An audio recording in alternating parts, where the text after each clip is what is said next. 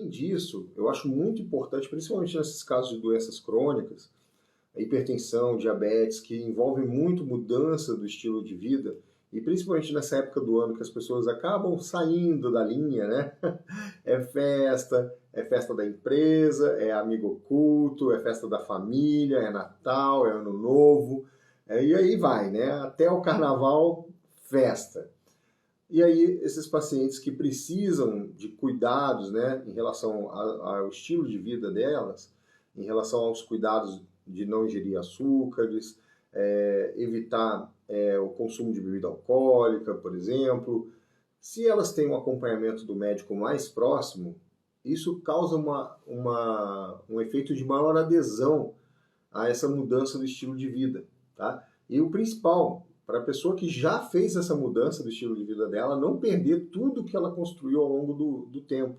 Porque às vezes chega nessa época de festas, a pessoa que já vinha ali regrada, adquiriu bons hábitos, novos hábitos, né? Ela às vezes pode colocar tudo a perder, porque vai sair da linha, às vezes está se sentindo sem o suporte, né, do profissional que acompanha, e aí ela acaba né, exagerando nessas festas, né? Então, já tem estudos mostrando, por exemplo, que pacientes com diabetes tipo 2, acompanhados por um telemonitoramento, eles têm uma adesão maior à mudança do estilo de vida, à questão dos medicamentos, e isso acaba impactando numa melhoria, por exemplo, da hemoglobina glicada, quando eles são telemonitorados. Isso fizeram estudos comparando quem é telemonitorado com quem não tinha telemonitoramento. E o grupo que era telemonitorado, ele conseguiu atingir melhores níveis de hemoglobina glicada. Então, a telemedicina traz esse ganho para os pacientes crônicos também. E outra questão, por exemplo, na área de psiquiatria, eu vi que tem alguns colegas aqui que trabalham com psiquiatria, saúde mental, né? Eu vi aqui no Instagram.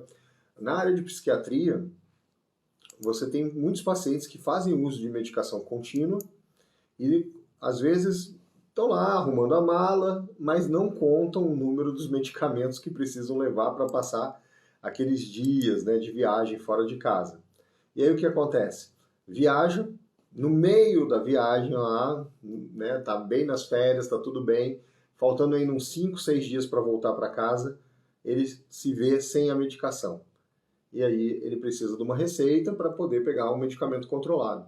E lá onde ele está, os médicos não conhecem ele, às vezes não tem um acesso ao serviço de saúde, e ele vai ficar sem medicamento, vai perder todo o tratamento também que ele já vinha fazendo, que estava dando certo.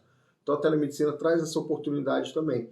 Então o paciente pode entrar em contato com o médico que lhe acompanha e fazer uma intervenção aqui online, e o médico, vendo que está tudo ok, né, passa a receita, sendo, né, as receitas que podem ser enviadas via telemedicina, né, receitas digitais, ele envia a receita para o paciente que está lá e ele pode adquirir o medicamento dele, tá? Isso falando em território nacional, tá? Medicações controladas, mais ainda, né, tem legislação e só dá para fazer isso dentro do país onde a gente pode exercer a medicina, né? Então, a medicação controlada, se o paciente está dentro do Brasil, em qualquer estado do Brasil, e ele precisou da medicação, se for medicação de receita controlada de 2 vias branca, você pode enviar de forma digital. No caso de receita azul, realmente vai ficar difícil, porque não tem como enviar de forma digital ainda, né? Não houve uma norma ainda da Anvisa para solucionar essa questão. Porém, é possível despachar, tá? Claro que vai demorar um pouquinho, mas às vezes ele está numa cidade que não é tão longe e você consegue fazer um despacho aí para chegar em 24 horas, uma receita azul, tá? Mas o importante é que ele fez uma teleconsulta, você registrou em prontuário, que isso é uma exigência, né? O registro em prontuário, e você pôde dar o atendimento adequado, orientação para esse paciente e o envio da receita quando necessário, tá?